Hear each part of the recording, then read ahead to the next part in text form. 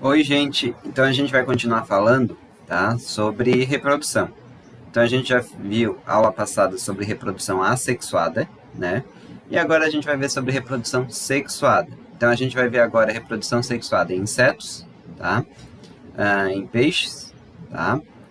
E em anfíbios, tá? E na próxima aula daí a gente vai ver sobre répteis, aves e mamíferos, tá?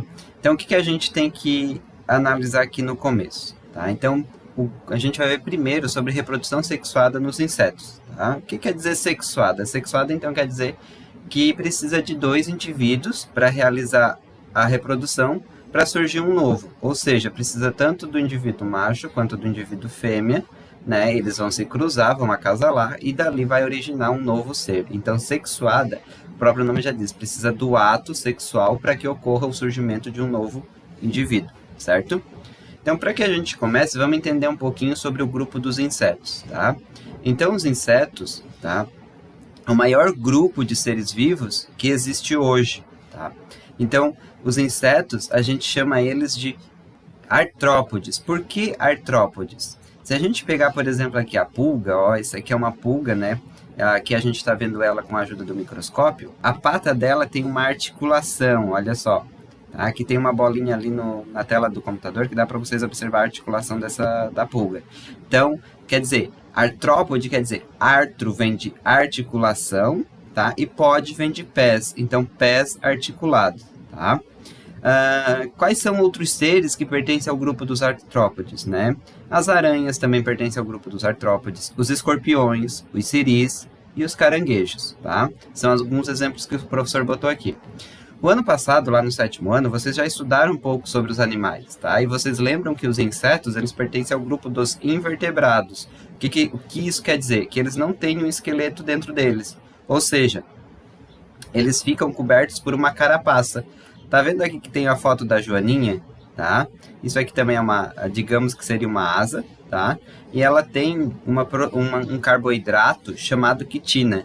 Esse carboidrato, a junção dessas moléculas de carboidrato, tá? Faz com que ele fique rígido, fique duro. Então eles não têm um esqueleto interno, mas eles têm essa carapaça por fora para proteger o tecido mole, certo? Um exemplo também é a cigarra, por exemplo. Aquela carapaça ali que a gente chama de exoesqueleto, quando o indivíduo vai crescendo, ela se torna pequena. Aí o que acontece? Ela acaba trocando essa carapaça, que a gente chama de troca de muda, né? Então, essas são as principais características dos insetos. São invertebrados, tá? Possuem exoesqueleto. O exoesqueleto é aquela carapaça que fica por fora deles. E possuem pernas, pés articulados, certo? Então, a maioria dos insetos, elas são terrestres, tá? Mas lembrando que existem algumas espécies que são adaptadas ao ambiente aquático, que conseguem viver na água, tá? A maioria dos invertebrados voadores pertence à classe dos insetos, tá? Embora ainda haja alguns insetos que não voam, tá? Então, a maioria dos insetos voadores, eles apresentam dois pares de asas, tá? Por exemplo, as abelhas, os gafanhotos, as borboletas, os besouros, as libélulas e vários outros, tá? Então, apresentam dois pares de asas, tá? Mas há alguns, como as moscas e os mosquitos, que não apresentam, que apresentam, na verdade, um par de asas só, tá? E as pulgas, os piolhos e as traças de livros, tá? Aqui nós temos o exemplo da pulga, ela não tem asa, né? Então, a pulga ela se movimenta de um lado para o outro através do pulo. Isso vocês já têm noção, né? Então, os insetos, tá? Como tem aqui na apostila de vocês, ó, eles têm sexos separados, tá? E a fecundação é interna. O que quer dizer sexo separado? Quer dizer que tem o macho e que tem a fêmea. O que quer dizer que é fecundação interna? É que o macho coloca o espermatozoide em um local que seria internamente na fêmea. A fecundação ocorre dentro da fêmea, certo? São animais ovíparos, quer dizer o quê? Que colocam ovos, né? E eles apresentam 3 tipos de desenvolvimento, de acordo com a metamorfose, né? Eles apresentam um tipo de desenvolvimento de acordo com a metamorfose, certo? Então, do primeiro desenvolvimento que a gente vai ver é chamado de desenvolvimento direto, tá? Sem metamorfose. Então, o que é sem metamorfose? Quer dizer que, ó, aqui nós temos uma imagem que mostra certinho isso aqui, ó, tá? Isso aqui, por exemplo, é a traça de livros, certo? O que é sem metamorfose? Então, tem o ovo aqui, tá? Depois que o animal, que o animal eclode, que o animal sai do ovo, ele é muito parecido com o adulto, certo? Então, desenvolvimento direto é quando o ser vivo ele já nasce parecido com o adulto, já nasce com características muito próximas a dos adultos, certo? Tá? Agora a gente vai ver aqui desenvolvimento indireto, com metamorfose gradual ou incompleta, ou seja, com a metamorfose aos poucos ou até uma certa etapa da vida, tá? O que a gente coloca como desenvolvimento indireto com metamorfose incompleta, tá? Quer dizer que do ovo, quando eclode, vai sair uma ninfa, tá? Muito semelhante ao adulto, tá? Muito semelhante ao adulto, que é o caso aqui que a gente tem do gafanhoto, tá? Por exemplo, nós temos o ovo, né? Nasce uma ninfa, né? Uma ninfa. Também esse indivíduo pode ser chamado de ímago, também, tá? Ó, ele é muito semelhante ao adulto, porém, o que dá para notar de diferença? É que o adulto aqui, por exemplo, tem asas, tá? E o indivíduo que acabou de nascer aqui não tem asas. Então, por que desenvolvimento indireto incompleto? Porque ele nasce muito parecido com o adulto, mas ainda faltam estruturas para ser caracterizado um desenvolvimento direto. Por exemplo, esse indivíduo, ele nasce sem órgãos reprodutores, tá? Então, ele não consegue acasalar. Conforme ele vai ficando adulto, esses órgãos reprodutores vão amadurecendo, né? Então, ele vai conseguir depois acasalar e se reproduzir. E também algumas estruturas vão surgindo conforme ele vai ficando adulto. Por exemplo, esse aqui, o gafanhoto, ele nasce sem asa e as asas vão aparecendo depois, né? Quando ele já é adulto. Tá? Quais os seres vivos que têm esse desenvolvimento indireto? Então, a gente tem o gafanhoto, o grilo, o percevejo e a cigarra, certo? Então, esses são alguns exemplos de desenvolvimento indireto com metamorfose incompleta. O que vocês têm que saber? Que eles nascem muito parecidos com os adultos, mas falta ainda algumas estruturas, tá? E ainda eles não têm as gônadas, os órgãos reprodutores completos, certo? Então, eles não conseguem se reproduzir, só depois da fase adulta.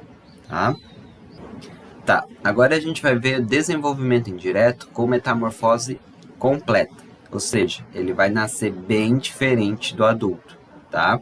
Então a gente vai seguir a apostilinha aqui para não se perder, para ficar mais tranquilo para vocês entenderem, tá? Então, desenvolvimento indireto, aqui, com metamorfose completa. O que é metamorfose? Metamorfose é um tipo de transformação que vai ocorrendo ao longo do tempo, certo? Então, aqui, ó, do ovo eclode uma larva, certo? Então, do ovo vai sair uma larva, bem diferente do adulto, tá? Por exemplo, nós temos a borboleta aqui, ó, tem um ovo na folha, né? E vai sair uma larva, muito diferente do adulto, certo? Então, essa larva se alimenta, tá? E depois entra num estágio denominado de pupa, tá? Que a gente tem aqui a fase de pupa, ela cria um casulo, tá? Então, ela vai se alimentando, quando ela atinge uma fase maior do período de larva, né? Uma fase mais madura do período de larva, ela entra na fase de pupa, ela cria como se fosse um casulo, tá? Então, aqui, ó, no estágio de pupa, ocorre a metamorfose. Então, é ali dentro da pulpa, tá? Ali dentro do casulo, que vai ocorrer a transformação, que vai ocorrer a metamorfose para um indivíduo mais adulto. Então, a larva transforma-se no adulto. Tá? A larva transforma-se no adulto. Emerge completamente formada. Então, ela sai do casulo completamente formada. Tá? Então, a fase de larva, ela é mais duradoura, tá, do que a fase adulta. Então, quer dizer que esse período aqui, ó, se a gente for contar o período todo de vida do animal, do inseto, tá, a fase de larva é o período maior de vida, certo? A fase adulta ela é mais curta, tá? Existem cientistas que colocam algumas espécies de borboletas que vivem apenas um dia. né? Então elas passam um período ali de 7 a 14 dias na fase de larva, às vezes, e vivem apenas um dia na fase de borboleta, tá? Então, quais são alguns insetos que têm a metamorfose completa? Tá? Borboletas, mariposas, besouros, moscas, pulgas. Então, esses são tipos de insetos que colocam ovos, nasce na forma de larva, né? Essa larva ela vai se alimentando, vai amadurecendo, transforma-se em pupa. A pupa é quando a larva ela fica dentro de um casulo. Então, dentro da pupa vai ocorrer transformações e ela vai emergir com um indivíduo totalmente diferente da larva, né? Que vai ser um indivíduo adulto, certo? Existem alguns insetos que eles têm a fase larval aquática, tá? Principalmente os mosquitos, tá? E esses mosquitos normalmente eles transmitem algumas doenças, tá? Um exemplo aqui, ó, por exemplo, esse aqui é um mosquito Aedes aegypti, né? Ele é vetor, né, da febre amarela e da dengue, tá? E o ciclo de vida dele larval é aquático. Então, o mosquito fêmea vai lá, coloca os ovos na água, tá? Tem que ser água limpa e parada, tá? Normalmente em ambientes mais quentes, digamos assim, né? Então, o ovo, ao passar do tempo, né, ele eclode, sai a larva, que mostra bem certinho a transformação que ocorre, né? Larva 1, larva 2, larva 3, essa larva vai crescendo, se desenvolvendo, até chegar à fase de pupa, e depois essa pupa acaba abrindo e sai um mosquito adulto, tá? Então, existe alguns o mosquito é um exemplo de inseto que tem a sua fase larval aquática. Já a borboleta é a fase larval terrestre, né? Então, existem insetos que têm essa fase larval aquática. Durante a evolução, os primeiros insetos que surgiram, tá? Eles tinham desenvolvimento direto. Na verdade, eles já nasciam muito parecidos com os pais, né? Ou às vezes bem parecidos com os pais. Não tinha metamorfose. Ao longo da evolução, como foi aparecendo novas estruturas, uma delas seria a asa, né? Seriam as asas, foi se desenvolvendo a metamorfose, tá? Então, iniciou ali a metamorfose incompleta, que é aquela quando o indivíduo ele nasce muito parecido com o adulto, mas ele, por exemplo, não tem algumas estruturas, que a gente viu lá o gafanhoto. Ele nasce muito parecido com o adulto, né, mas ele não tem as asas e ainda não tem os órgãos reprodutores completos, né? Então, e depois veio a metamorfose completa, que é o caso da borboleta, tá? E nós temos também depois o desenvolvimento direto, tá? Então, a maioria eram de desenvolvimento direto e com o passar da evolução, né, o surgimento de novas estruturas, eles foram tendo desenvolvimento indireto também, certo? Hoje, 85% dos insetos têm o desenvolvimento indireto, ou seja, nasce na forma de larva, passa por um processo até chegar à pupa e até chegar à fase adulta, certo? Então, lembrando, desenvolvimento direto é quando o indivíduo nasce idêntico ao adulto, muito parecido ao adulto. Tá? E desenvolvimento indireto é quando ele nasce muito diferente do adulto, passa por um processo de metamorfose, um processo de transformação, até chegar à fase adulta. E dentro do desenvolvimento indireto, existe então a metamorfose incompleta, né? Que é aquela onde o indivíduo nasce bem próximo ao adulto, mas ainda faltam algumas estruturas, e a metamorfose completa, onde ele nasce bem diferente do adulto, vai passando por estágios na vida dele até chegar à fase adulta. Vai passando por transformações, certo? Então a gente já vai falar agora sobre a reprodução dos peixes, né? Então os peixes, eles são ele é o maior grupo, né, dos invertebrados, tá? É um grupo que tem mais diversos, ou seja, que tem mais espécies, né? Hoje existe cerca de mais de 20 mil espécies de peixes, né, que variam de tamanho, de milímetro, de muito pequenos a de vários metros, né, que a gente tem como um exemplo o tubarão-baleia, tá? Então a gente sabe que os peixes eles habitam tanto doce, né, quanto marinho, tá? Então a gente para estudar sobre os peixes, a gente vai focar então nos peixes ósseos, tá? Que são aqueles peixes que possuem o esqueleto ósseo, e os peixes cartilaginosos, tá? Quem são os peixes cartilaginosos? Exemplo, a gente tem o tubarão e as arraias, tá? Então, a maioria dos peixes cartilaginosos, a fecundação é interna, tá? E eles podem ser ovíparos, tá? Ou seja, colocarem ovos, tá? Ovovivíparos, quer dizer que eles colocam ovos, mas esses ovos ficam dentro da fêmea ainda. Tá? Eles vão eclodir, eles vão nascer ainda dentro da fêmea. Mas lembrando que os ovovivíparos, eles colocam ovos que ficam dentro da fêmea, não tem contato com a mãe não consegue passar nutrientes para os filhotes, certo? Ou vivíparos, que daí já tem contato com a mãe através de uma placenta, onde a mãe passa nutrientes para esses indivíduos através do cordão umbilical, tá? Isso dependendo da espécie. Então a gente tem os peixes ósseos, que tem um esqueleto ósseo, e os peixes cartilaginosos, que tem um esqueleto à base de cartilagem. Ah, professor, o que é cartilagem? Cartilagem, por exemplo, se a gente pegar as nossas articulações, o nosso braço ali, onde a gente consegue fazer um movimento, né, de esticar e dobrar o braço, a junta dos nossos ossos ali, eles têm uma parte branca. Isso aí é cartilagem. As nossas orelhas têm cartilagem, o nosso nariz tem cartilagem, certo? E a maioria dos peixes cartilaginosos, eles fazem fecundação interna, ou seja, o macho coloca o espermatozoide dentro da fêmea e ocorre a fecundação dentro da fêmea. Já nos peixes ósseos, tá, a maioria é fecundação externa, ou seja, a fêmea libera os peixes, o óvulo na água e o macho libera o espermatozoide na água, onde vai ocorrer a fecundação fora da fêmea, certo? Não sei se vocês já ouviram falar do que a gente chama de peixes barrigudinhos, mas aqui a gente conhece por peixe beta. Ele é utilizado em aquário e ele não precisa de oxigênio, né? Ou seja, eles vivem em ambientes muito pobres em oxigênio, trocando a água ali uma vez por semana, tá? Ele não precisa daquele aparelhinho para fazer oxigênio. Ele é um exemplo de peixe ósseo, tá? Então, como o professor falou, a maioria dos peixes ósseos, eles fazem fecundação externa. A fêmea coloca o ovo na água e o espermatozoide, e o macho coloca o espermatozoide na água, eles fecundam na água. Já os peixes cartilaginosos, a maioria a fecundação é interna, certo? Então o professor estava falando daquele peixinho beta ali, ele é um peixe ósseo, mas ele faz fecundação interna. Então sempre vai ter exceções, certo? Vamos lá para a reprodução dos anfíbios, então. Para chegar na reprodução dos anfíbios, a gente vai ter que estudar um pouquinho a evolução desses indivíduos, a evolução desses seres, tá? Então, lembrando que os anfíbios são os sapos, as rãs, as pererecas, tá? Então, vamos entender um pouquinho como é que isso aconteceu, como é que aconteceu a evolução. Na verdade, os anfíbios, o ancestral deles era aquático, tá? Com o passar do tempo, ele foi habitando o ambiente terrestre. Então, vamos aqui, ó.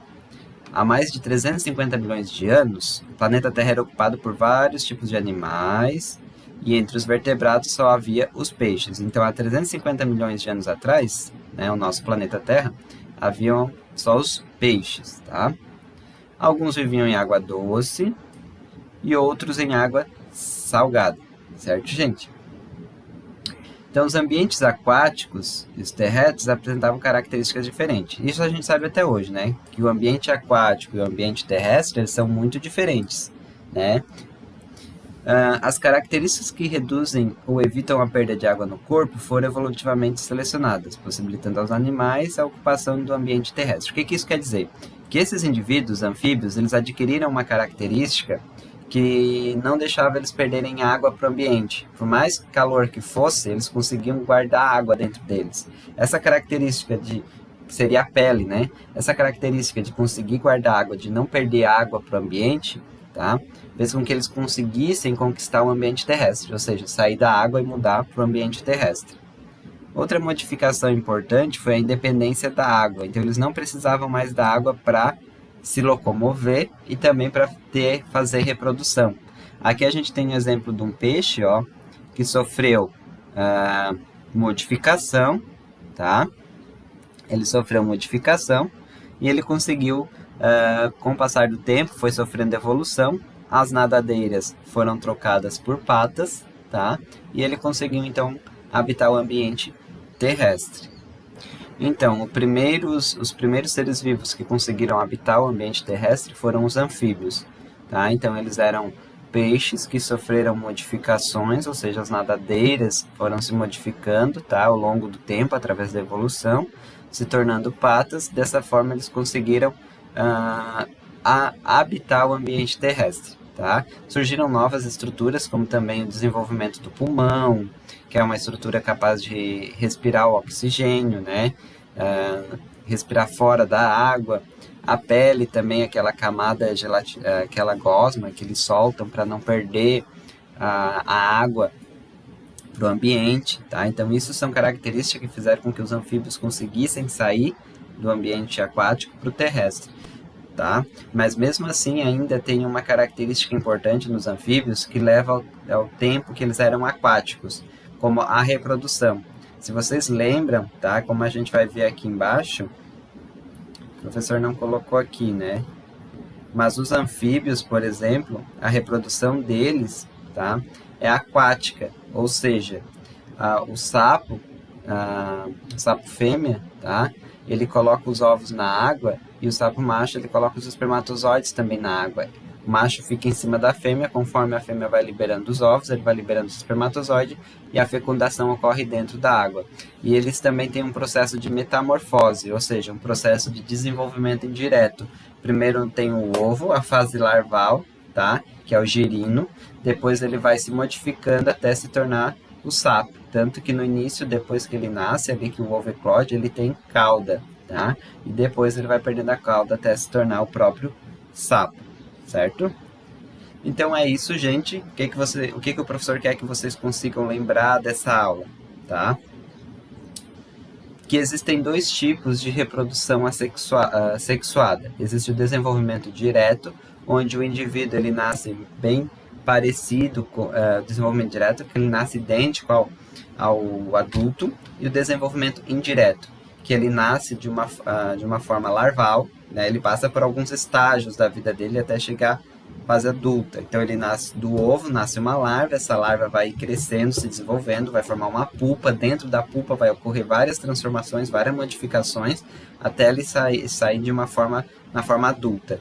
Tá? Então existe o desenvolvimento direto, ele nasce idêntico ao macho, idêntico ao adulto, então ele vai só se desenvolver, só crescer, e o indireto ele vai nascer de uma forma larval, vai passando ao longo do tempo, vai se modificando até chegar à fase adulta, certo? Então temos os ovíparos, que colocam ovos, os ovovivíparos, que os ovos são colocados dentro de uma bolsa na barriga da fêmea, eles eclodem dentro da fêmea, depois daí nascem, tá? Através da cloaca, tá? Por exemplo, existem espécies de tubarões que ela fica com os ovos dentro da bolsa, ali na barriga, né? Ela tem mais de um ovo, às vezes 3, 4 ovos, e o primeiro tubarão que nasce, ali dentro ele come os outros, depois ele sai através da cloaca, tá? Não confundam com a baleia não é peixe, baleia é mamífero, tá? A baleia era um animal muito parecido com o hipopótamo, que vivia no ambiente terrestre, tá? Como ele era muito pesado para se locomover na Terra, ele acabou, através da evolução, indo para a direção da água, na água ficou mais fácil ele se locomover, então as estruturas, os pés acabaram sendo trocados por nadadeiras, isso todo pelo processo de evolução, certo? Então espero que vocês tenham gostado, qualquer dúvida é só mandar pergunta para o professor, tá? Pode ser via WhatsApp, tá? E até a nossa próxima aula. E não esqueçam de fazer as atividades, porque a gente já está encerrando o ano e depois talvez vocês deixarem acumular muito e não dê mais tempo, tá? Até mais, gente!